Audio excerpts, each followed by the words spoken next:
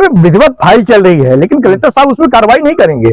Collector साहब तो भूमाफिया हो, मुस्लिम समाज के लोग हो, गलत काम करने वालों को सबके संरक्षक बन के बैठ चुके हैं, और जब तक ये कलेक्टर मऊगंज में तो कोई कार्रवाई होने वाली भी नहीं। मुस्लिम समाज को लेकर ज्यादा, एक मऊगंज के प्रतिष्ठित व्यवसायी दो तीन व्यवसायियों का भी जमीन है, वो भी उसी जमीन पर लिए, उनके लिए क्या कहेंगे आप?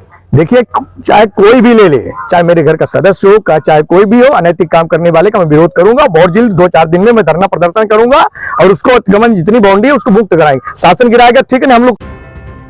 मऊगंज में भूमाफियाओं पर छाए संकट के बादल। शासकीय जमीन पर फर्जी दस्तावेज के आधार पर करोड़ों की जमीन के हड़पने का मामला उठ सकता है मुख्यमंत्री के समक्ष। नमस्कार, आप देख रहे हैं हमारी पब्लिक न्यूज मिथिलेश त्रिपाठी के साथ। आपको बता दें कि जिला बनने के बाद मऊगंज में भूमाफियाओं का बोलबाला और दबदबा कायम है। भूमाफियाओं का गिरोह इस तरह सक्रिय है कि कहीं पर भी शासकीय जमीन हो या फिर विवादित जमीन, उसको हड़पने का काम जिला प्रशासन के संरक्षण में चल रहा है। ऐसा ही एक मामला मऊगंज जिला के पथरिया गांव का है, जहां पर लगभग 6 एकड़ शासकीय जमीन पर भूमाफियाओं द्वारा फर्जी दस्तावेज तैयार कर कब्जा जमा लिया गया है। उक्त पूरे मामले की शिकायत जिला कलेक्टर अजय श्रीवास्तव के समक्ष सारे रिकॉर्ड के साथ एक वर्ष पूर्व हो चुकी है। शिकायत के बाद भी मऊगंज जिला प्रशासन अपने उसी पुराने ढर्रे पर चल रहा है, जिसका आरोप कई बार मीडिया के माध्यम से विधायक सहित क्षेत्र की जनता ने भी लगाया है।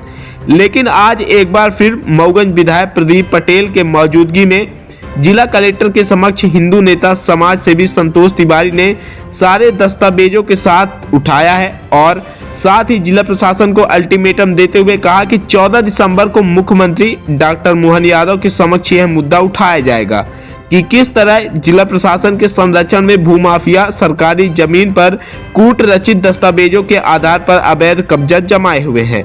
वही हिंदू नेता समाज सेवी संतोष तिवारी द्वारा शासकीय जमीन को भूमाफियाओं के कब्जे से मुक्त कराने धरना प्रदर्शन की भी बात कही है। हैरानी की बात यह है कि एक तरफ जिला प्रशासन जिला मऊगंज में बनने वाली शासकीय कार्यालयों के लिए जमीन तलाश रहे हैं और दूसरी तरफ जिला प्रशासन के ही संरक्षण में भूमाफियाओं द्वारा कब्जा जमाने की शिकायत के बाद भी कार्रवाई नहीं की जा रही है। मऊगंज में वास्तविक स्थिति यह है कि मुख्यमंत्री का दौरा हो रहा है और उनके कार्यक्रम के लिए प्राइवेट लैंड की जमीन पर पूरी तैयारी की जा रही है।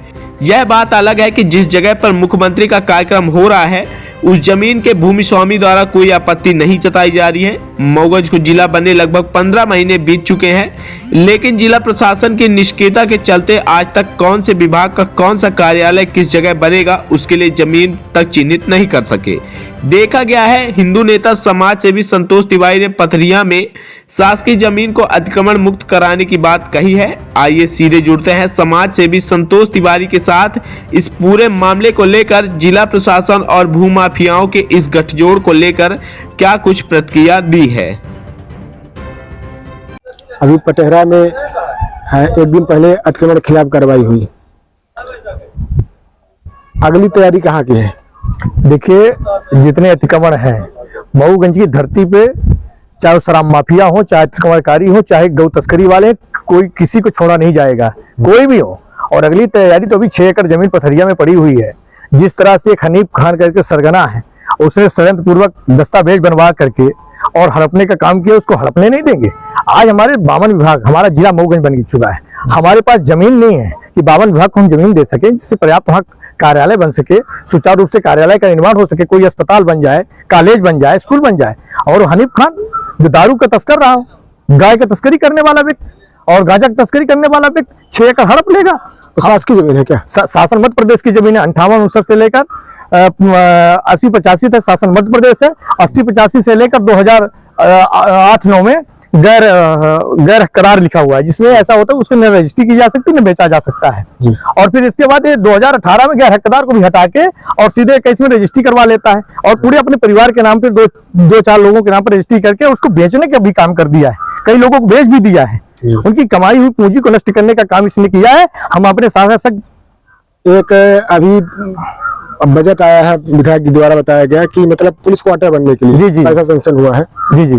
और अन्य विभाग अभी आने के लिए बाकी है। जी जी। और जिस तरह से पूरे मऊगंज में शासकीय जमीन पर अतिक्रमण है, जी जी। और आप धरने के लिए भी बोले थे, इसको लेकर क्या कहेंगे? नहीं, धरना तो बिल्कुल बैठेंगे और निश्चित रूप से कलेक्टर साहब से 2 साल से ये प्रकरण इनके पास लंबित है, उसमें ना तो इन्होंने कोई नोटिस काटा, ना तो कोई जांच का प्रतिवेदन लिखा।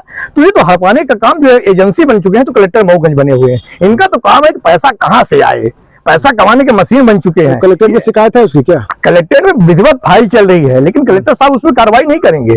कलेक्टर साहब तो भूमाफिया हो, मुस्लिम समाज के लोग हो, गलत काम करने वालों को सबके संरक्षक बन के बैठ चुके हैं। और जब तक ये कलेक्टर चाहे महादेवन मंदिर हो, चाहे पटेहरा हो, या कि अब जहाँ की बात कर रहे हैं पथरहा की, जी, केवल मुसलमानों को ही टारगेट करने का आरोप लग रहा है विधायक पर, क्या कहेंगे? ये तो गलत है, सरासर गलत है। ये बताइए, जब हाटा में 12 से 13 घर हिंदुओं के गिरे, किसी ने विरोध नहीं किया, उसमें अतिक्रमण था, बिल्कुल गिर गया। और जब आपके गन्नेसन में 42 घर गिर गए हिंदुओं के, किसी ने विरोध नहीं किया। अब महादेवन में जब मुसलमानों के घर गिराने की बात आती है, अतिक्रमण किया, तो उसमें क्या है? उसमें मेला परिसर मेरा दर्ज है मंदिर के अंदर। और जो हिंदू हमारे समाज के लोग हैं, हमें उन परेशानी नहीं है, क्योंकि वो पूजा करते हैं, वो मंदिर में जाते हैं, मंदिर की सुरक्षा व्यवस्था की चिंता करते हैं। लेकिन मुसलमान लोग हड्डी फेंकने का काम करते हैं, मैला फेंकने का काम करते हैं और गलत गतिविधियां वो करते हैं। हमारी बजरंगबली की मूर्ति भी तोड़े 2016-17 में। तो जो हमारे मंदिर को खंडित करता है उसका विरोध करते हैं, जो हमारे मंदिर की सुरक्षा करता है उसका हम विरोध नहीं करते हैं। जहाँ पर आप धरना प्रदर्शन की तैयारी कर रहे हैं, बता रहे हैं पथरहा में, वहाँ पर कोई मंदिर नहीं है। मंदिर नहीं है, लेकिन 6 एकड़ शासन मध्य प्रदेश की जमीन है, उसका सुरक्षा करना मेरा परम कर्तव्य है। हर नागरिक को मौलिक अधिकार है कि अगर कोई सरकारी जमीन को हड़पने का काम करता है, हर नागरिक भारत को देश कराने वाला व्यक्ति उसकी सुरक्षा कर सकता है। मैं उसकी सुरक्षा कर रहा हूँ, मेरा परम कर्तव्य है।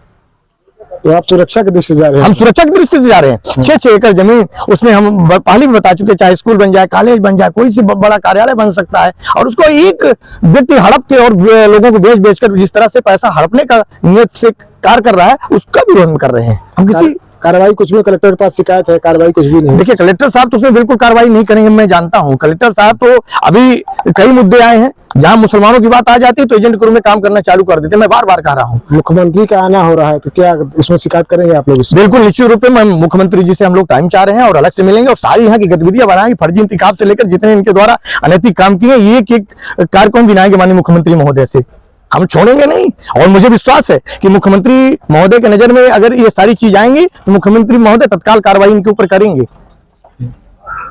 में जाओ, जहाँ पर आप अतिक्रमण की बात कर रहे हैं हनीफ खान की, वहाँ पर एक मऊगंज के प्रतिष्ठित व्यवसायी, दो तीन व्यवसायियों का भी जमीन है, वो भी उसी जमीन पर लिए, उनके लिए क्या कहेंगे आप? देखिए, चाहे कोई भी ले ले, चाहे मेरे घर का सदस्य हो, चाहे कोई भी हो, अनैतिक काम करने वाले का मैं विरोध करूंगा। बहुत जल्द 2-4 दिन में मैं धरना प्रदर्शन करूंगा और उसको अतिक्रमण जितनी बाउंड्री है उसको मुक्त कराएंगे। शासन गिराएगा, ठीक है ना, हम लोग स्वयं गिरा लेंगे। हम लोग तो बिगा ले चुके हैं। सरकारी संपदा की सुरक्षा करना हम सबका एक मौलिक अधिकार होता है और उसकी सुरक्षा हम करेंगे।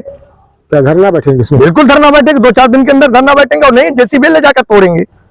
उसमें पीछे हटने वाले हम लोग नहीं है।